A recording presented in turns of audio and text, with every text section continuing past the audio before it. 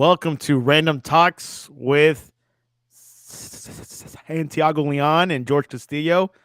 Episode 1, where we talk about random stuff. It could be about life, technology, or relationships. George, welcome to the show. Hey, Santiago. Yeah, thanks for having me. Appreciate it. So, George, I've known George for about a couple of years. Actually, it might be since 2012, almost 10 years, actually. Yeah. And George is also testing out podcasting, which is why we're having the show. And George, what got you into podcasting? What makes you so interested? I mean, what makes you different from the masses that are joining into the podcast industry? Well, I noticed that it's really big right now in order to get your brand out there um, via video or audio. And I have all this equipment, camera, lighting, and then now I just got the mic set up. So I just wanted to test it out, see how it goes. And And let me see. and how much did you invest in your podcast equipment? I know you have green screen, camera, mic, and lighting. How much did you invest? And of course, I know that you had some previous equipment, but please explain to the audience who are interested in being in this venture. Yeah, so you don't have to spend that much money, but I kind of since I already had some expensive equipment, I kind of wanted to match it. So I do have the DSLR. I have the Nikon D780, and I actually bought a adapter that allows me to use my DSLR as a webcam. So I think Elato sells their adapter for like 120, and then I bought the less expensive version for $20. So I saved some money there. How much did you save in total? Let's just, or like, how much you spend in total? Like a Oh little man. estimate if you're not shy. So if I use a webcam, that's like $100. I can go with that. Um, my lights were about 200.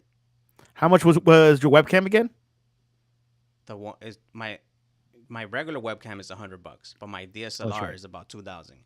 Okay, please And you don't continue. need to spend that, but I already had the camera, so Okay, I just you needed just had to to set buy it the up as a adapter. webcam, which is not that Yeah, difficult. I've heard.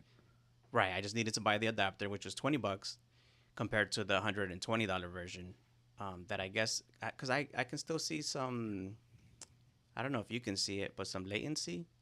Like it's delayed by maybe a half a second or a Hold second. on. Give me one sec. Yeah, now I do. I do some latency. I think because when you go from camera to to your DSLR camera into webcam, there could be latency, could be Mm-hmm. some room for error. Webcam is a direct USB input, Right. so it's right to it. Which I remember where you had to get like a higher wire to get Yeah. your camera rolling into your computer well. And but now with USB, I think it's become a little bit less of a headache. It's become just plug and play. Yeah, and from what I read on the reviews is that the Elgato, the $120 version, doesn't give you that much latency. But it's it's $100 more, so I didn't want to invest that much on that piece until I actually really need it, and I may need it in the future. But for now, the $20 version is just good enough. And tell us about your blue screen I see behind you. So this is actually really cheap. I think I purchased this for maybe like $15, and I just tacked it to my wall. And I prefer the blue screen versus the green. It's just my preference. I think the green it's a little bit better because it's more unique. Like sometimes if I wear blue or black, it, the camera or the software doesn't detect it as well as if it were a green screen. But I prefer the blue because it's I don't know. I think the green is just too vibrant, and I have it in my room the whole time, so I just didn't want to have the green screen all the time. Did you ever check out the green screen that wraps around your The chair. that hooks onto your office chair? I was thinking about it, but it was more expensive, and I think you would get like these corners here. Where is it? I think it would not fill these corners. So Yeah, I you have wasn't to be like very close to the camera. yeah, and So I didn't want to risk it. I was gonna purchase it, and then if it didn't work, I was gonna return it. But I just didn't want to go through the hassle, and I just figured I just purchased this. It was like 10, $15, and this thing is huge. Like it literally covers the whole wall. So Yeah, and I want to tell the audience I am using a web camera green screen that hooks onto your chair. It's good if you're going if your webcam is only like, you know, 1 or 2 feet away from you. But other than that, if it's not, this is perfect because this is how I record the sportscast or any other um, podcast. Usually, it's just like the webcam right off the bat, so it's pretty unique. It's helpful and things like that. So, anyways, so now that you got your pre-production, your equipment, what are you planning to use to record and to do post-production? so that was another, I guess, new thing that I was figuring out. One thing I want to talk about though before is the mic, because Yeah, that go was ahead with the huge. mic. Yeah, sorry about that. We skipped that one important piece of the equipment list. Yeah, that was huge. And I think before I have now, I was just using my Mac headphones and mic, and I think it's fine. It's doable. Many people do use that, but I just wanted the you know the podcast sound, and I think The that's what these bass. mics. Yeah, they accomplish it very well. It does. So I think the most popular brand is the Shure mic, which I think is like $300, 350. Yeah, That that's the best one that you see a lot in the Joe Rogan podcast or in mm-hmm. other big podcasts out there. Correct. Yeah, and I didn't want to spend that much money, and I think there's Shure sells like $150 version of some of the mic, There and is I a hundred think fifty dollar version of the Shure mic. yeah, it's a little bit smaller. It's like shorter than the Joe Rogan mic. What have you heard? Um, Is the audio quality good enough or it still lacks? I don't think like as an audio professional you would probably be able to tell, but I don't even think you can tell like on a live or on a Zoom, you know. So in my opinion, I think this was the best bet. I think it was $70. It's the Samsung um, Q2U, and it has the both ports, the XLR and the USB. Which I did not know they made mics. Samsung, but what don't they make? But it's not the usual Sam. Is I think it's like Samsung, from the Bible. It's spelled like Oh, Samsung. okay, So I don't know. interesting. Yeah, and then I read a bunch of reviews on it. Actually, you can see the name here, but I don't know if you can see I it. But cannot. I can see like the ending part, but not clear yeah, enough. but apparently this was equivalent to the Rode, the Rode N1 mic, which is Trivia: about where one is Road from? Australia. Correct. Yeah, man, I didn't know that either. But I did get this mic, and I have the XLR cable, and I paired it with the Rode AL1, which is the I don't know what you would call it, mixer. I don't know what you would call it. I still am not too familiar with all these things, but It's a you mixer, need pretty that. much. Yeah. You need to the preamp. You need to connect that to your mic, apparently. So I just Right. found that out, and I bought it. It was about $100, so that was a little bit pricey, but you need it if you're gonna use the XLR. Interesting. Wow. So you got the mic, got the lighting, any you had to grab. Some soundproofing. So I did get the IKEA. There's like these things you put on your desk, and that helps with the soundproofing. Um, and I'm still missing another one. I have the two monitors that I have the stand for. I think that just helped give me more real estate in my desk, because it was just a mess before. And you have cables and stuff, so you just want to kind of organize your cables and your desk as much as you can. So I did that, but I think that's basically it. Yeah, yeah, Yeah, that's the basically quality it. sounds pretty good for your mic. Is it the mic or is it the soundproofing? I don't know. I think it's the mic. I think it's the mic, and I got it plugged into the preamp, because the preamp lowers before, and I haven't done a side by side testing. But when I just plugged it in via USB, I would get a lot of background noise. And I don't know if you would be able to hear it, but I could hear it. And now, since it's plugged into the preamp, I don't hear it as much. Yeah, preamp. I think, which is what it does. I think it really takes away the surround sound or Mm-hmm. the Like the static ambient sound noise. or the white Yeah. noise Mm-hmm. they call it. So, which if no one knows this, I have a background in audio. I went to college and I worked in a college radio station, and I learned a lot about audio in that time when I was there, and also editing audio as well, and the levels and everything else. And it's and I still do believe to this day that audio is way more important than the video, than the lighting, and anything else. If you have good audio, you are able to communicate to your audience. Yeah, definitely, and especially in podcasts or anything. Yeah, people more attentive to what you're saying, not really, your face as much. Um, Exactly. So tell us, what do you do currently, and how are you going to use podcasts with your uh, current day job? yeah, so I am a realtor, um, and I do photography part time, but I do real estate full time. And video has been like the staple of marketing for most entrepreneurs nowadays. And I wanted to deliver, I guess, more premium content. Um, so basically, there's a bunch of emails and texts that we send out to our leads and our clients, and I wanted to attach some videos along with our messaging or our communication.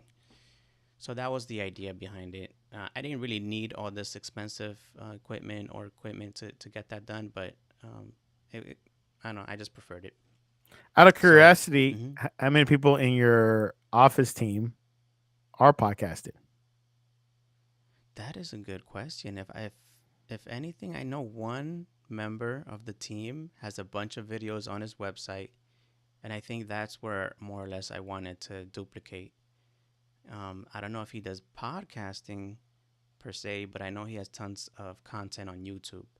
So that's more or less what I kind of want to do. I don't know how into podcasting I'm going to go into, but I definitely want to have a lot of content on my YouTube channel. There you have it. Anything else you want to share on you know involving podcasting with your industry? It's very competitive. It's very competitive, and I think that even though it's difficult to create a podcast or YouTube channels, um, it's definitely worth it. Especially, people want to get to know you, and this is, I guess, the best way people can get to know you without actually meeting you in person. If they see your face and hear your voice constantly, either in YouTube or other places, I think it's very helpful for you to create a connection with new leads and your current clients.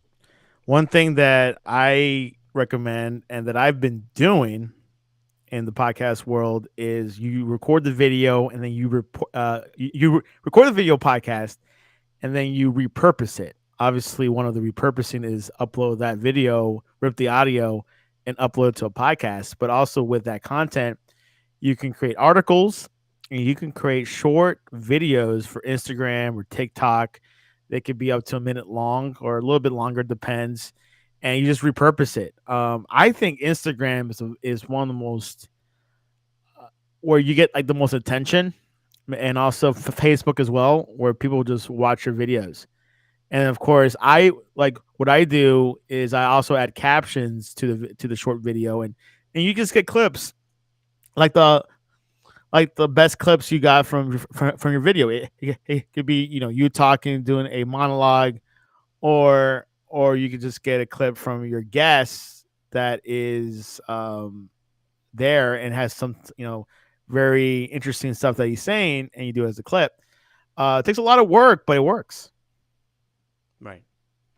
So that's something. And for post editing, what are your plans for that? Are you thinking about because we talked about this offline? Maybe getting like I don't know, Cut Pro or getting Adobe Premiere Pro. But what is your strategy when it comes to post production? So I've used both Premiere and Final Cut, and as much as I like the Adobe suite, I don't I don't know. I've never liked Premiere. As much as I like Photoshop and Lightroom from Adobe, I never liked Premiere. I just felt like it was very complicated. Um, It and could then get I technical. tried, You're right. yeah, it's very technical. It's more Unless you're in advanced Windows, I for think sure. that might be the best one for Windows if you have a Windows Yeah, device. right. That's true. So And I then tried Final Cut. yeah, go ahead. And then Final Cut, I started with iMovie, and iMovie is very good, especially if you're a beginner. But it's I limited don't know. once you Yeah, get it's extremely limited, but once you get into I Final Cut think Pro. yeah, I think I had a tough time understanding the timeline and how basically videos work or video editing work, and I think iMovie helped me understand it. And then once I used iMovie and understood that, then I moved over to Final Cut.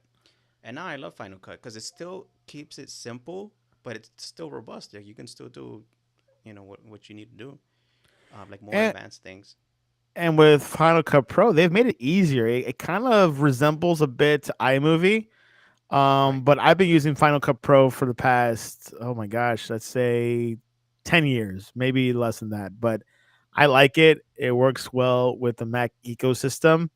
But I've heard not too many movie studios use it. Yeah, that makes sense. I'm sure that's the case. But I recommend Final Cut Pro. Obviously, I've been using it, and I do agree with George on the Adobe Premiere Pro, which I have a subscription for. That is a little bit complex, and the rendering on Apple's Final Cut Pro is a little bit faster.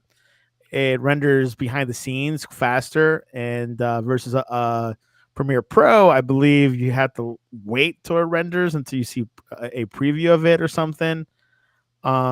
Which they might have changed that by now. I don't know, because usually people will just copy each other and make the software similar or competitive.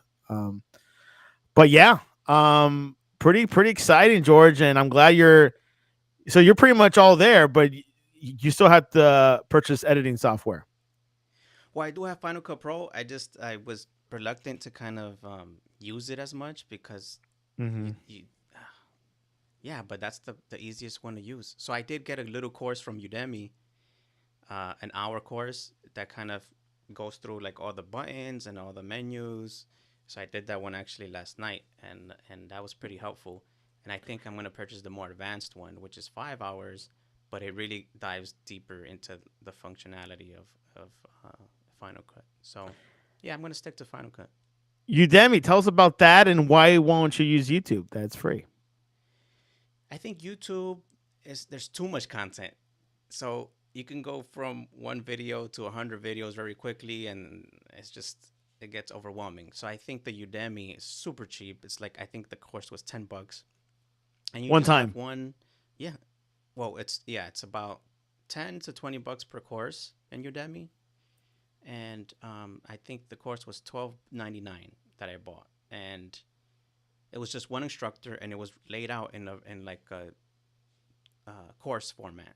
It wasn't just like a video of someone talking and sharing or anything like that. It was just very structured, I would say. And that's kind of what I was looking for, like a structured format where I can learn Final Cut.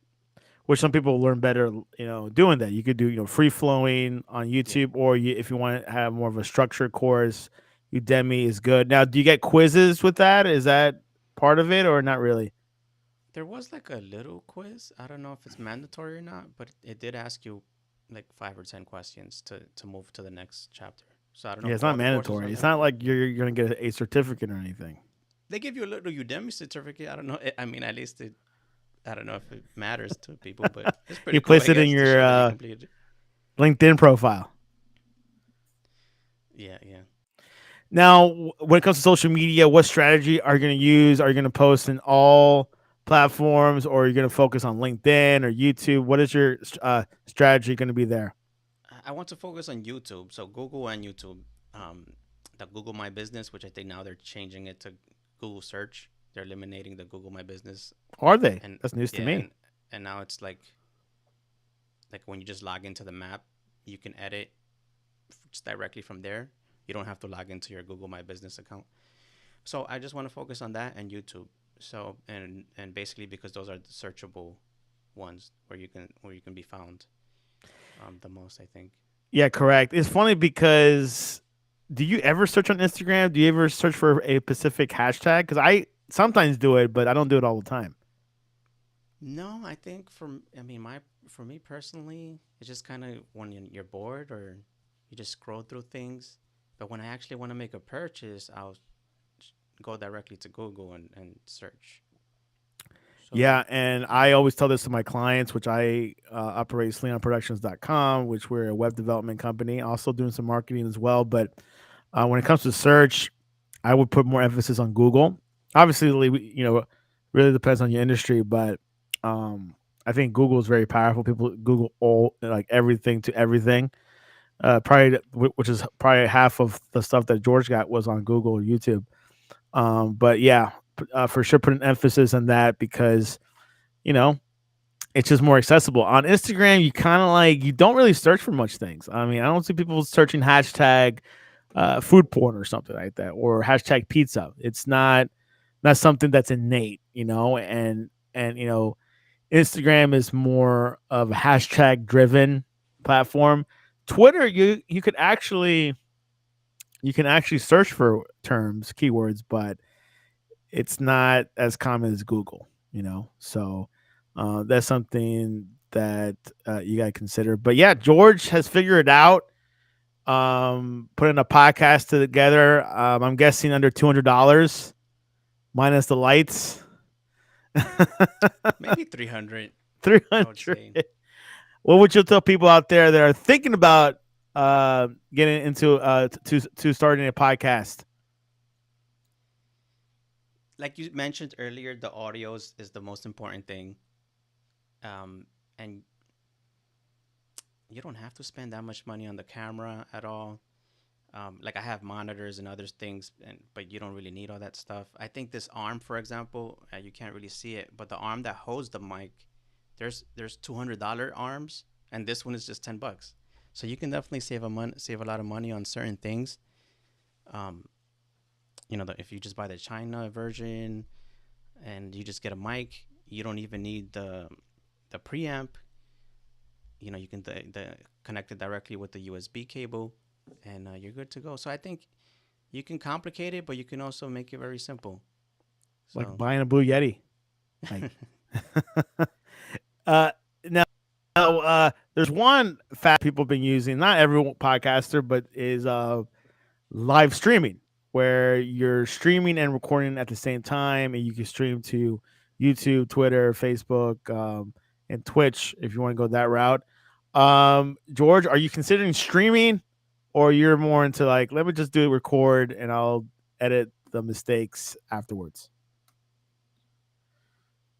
well, this is actually my first streaming experience, and it wasn't that bad. It's actually pretty fun. But for now, I'm just gonna focus on creating the content for YouTube, like not live. So we'll see how that goes as I get more experience and get more, I guess, used to being on camera. That's something that I don't know if you've ever had issues with, but um, for some reason I get a little bit nervous. So that's something Are that you camera shy? I guess that's what you would call it. But Is the right I think terminology? most yeah, I think most people they don't get into YouTubing or streaming or blogging because of that. And it's just something I guess you got to get over as the more you do it, it just goes away. There is another avenue you can use while streaming, but not showing your face, is voiceovers, where you just place a graphic and you just talk over it. And the software, if anyone's interested, using Restream.io, which you can check the links below.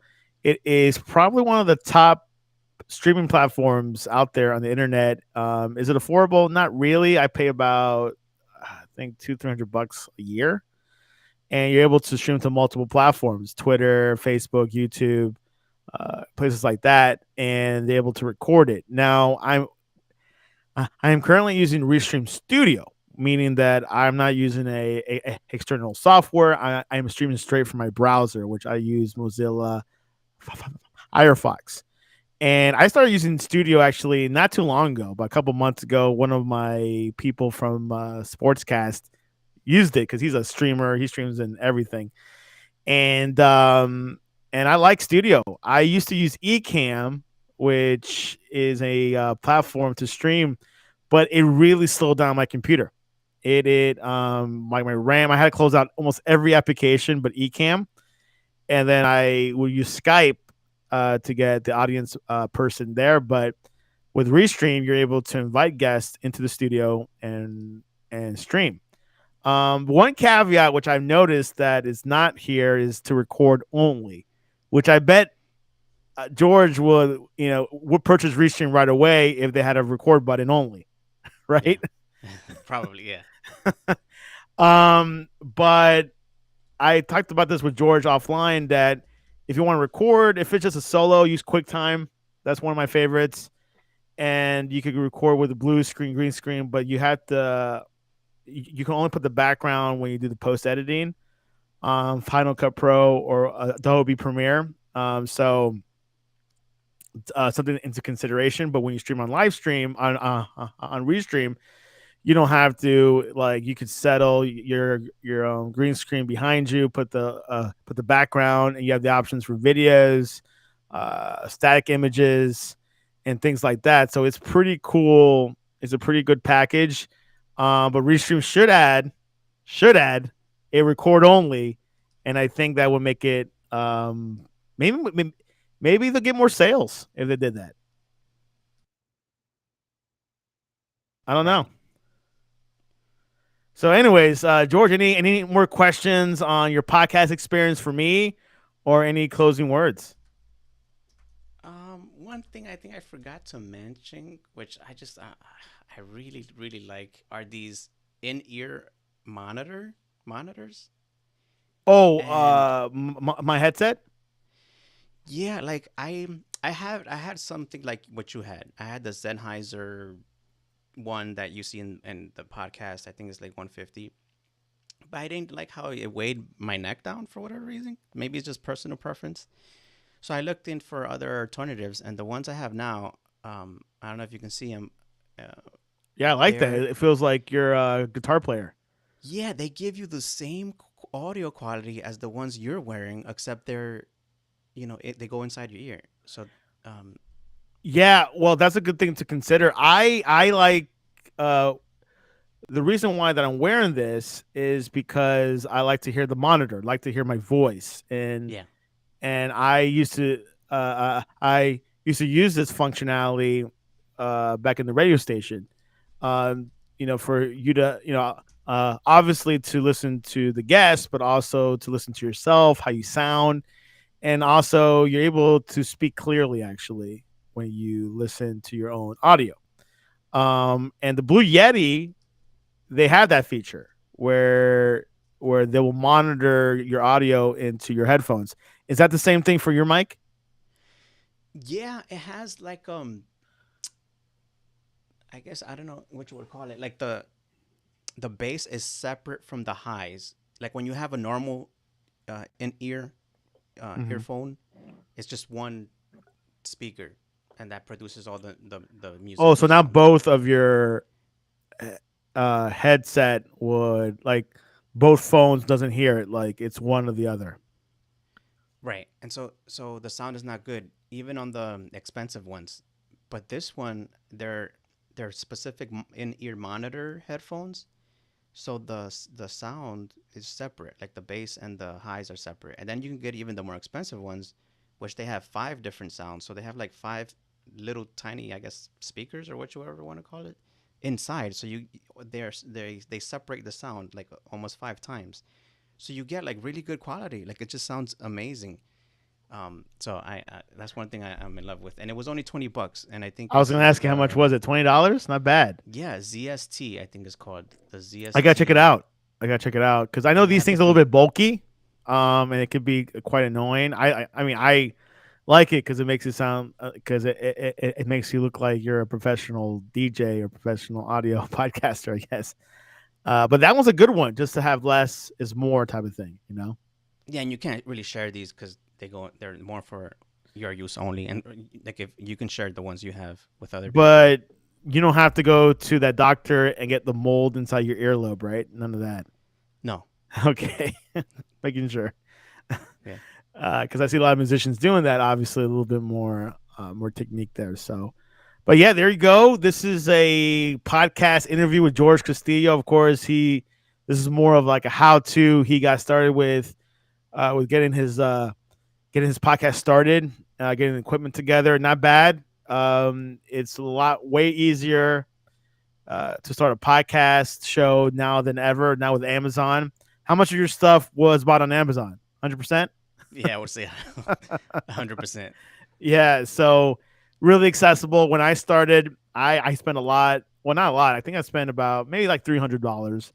I got a mixer, I got a webcam, and I got my ring light. And where George does not use a ring light, he uses his own lights from photography. And then of course having a Mac. I don't know how much you can do with Windows. I mean, I have not heard anyone. Well, I've heard one guy that does all the magic in Windows, but it's just, with Windows it's very limited. I would say Yeah, and also now with the Mac coming out with the M1 chips, should be oh my faster. goodness, way faster. Cool deal. Well, anyways, George, what is the best way to reach you online if people want to buy a house in South Florida or anywhere in Florida, and also ask you about your experience in podcasting? Yeah, you can definitely give me a call if you have any real estate questions. 954-280-8280. You can look me up on my website, spelled Jorge Castillo, realty.com. And yeah, so this is just the beginning for me. So we'll see how it progresses moving forward. But yeah, I And appreciate what is your Twitter or Instagram handles? Instagram, same thing, Jorge Castillo Realty, or All at one Jorge word, no Castillo Realty. dots. Nope, all one word. Awesome. And so when and my final question is, when will you launch your first episode? Podcast episode.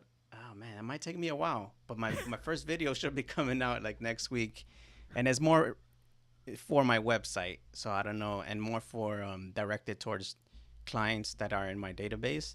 So I don't know if there's any gonna be if there's gonna be any public content for at least a few more weeks. The old database. Pretty cool, pretty interesting. Young entrepreneur, being a realtor in Florida. Also, they could ask you, is it possible to still become a successful realtor in Florida? Oh yeah, absolutely, absolutely. You have to definitely enjoy it. It's very competitive, and it does take time to build your sphere. It takes time to really create consistent income. So you really have to think about it as a long term career for sure. Time is money. And you can reach me at Sleon, Sleon on Twitter and Instagram. Also, my website, sleonproductions.com. And all the information is there. We're always posting out how to's, how to do a podcast, what equipment to use. I probably get asked. You know, it's funny. Someone asked me yesterday or like recently, how often do you get asked? I think I asked like once or twice a month on how to start a podcast. So it's a pretty popular topic. But anyways, George, any closing words before we head off on this beautiful sunset in Florida? No, that's about it, man. Thanks for having me. I have to take this call, but yeah, I appreciate all your help with the podcast, and thanks for having me here. There you go. Cheers. All right, man. Bye.